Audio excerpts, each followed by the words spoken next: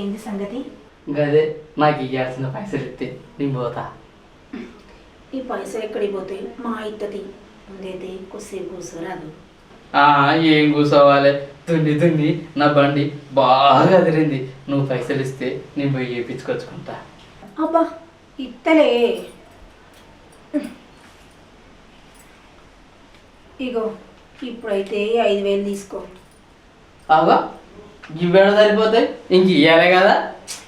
నీ దయ వల్ల పంట అయితే మంచిగా పండని, అప్పుడు ఎంత అడిగితే అంత ఇస్తా. మర్చిపోకుండా ఇవ్వాలా మరి. సరే పోయేస్తా. ఈ సందుపల్లోడు దొరికినట్టే దొరుకుతాడు కానీ ఇట్టే జారుకుంటాడు. చూద్దాం ఎక్కడికి పోతావు.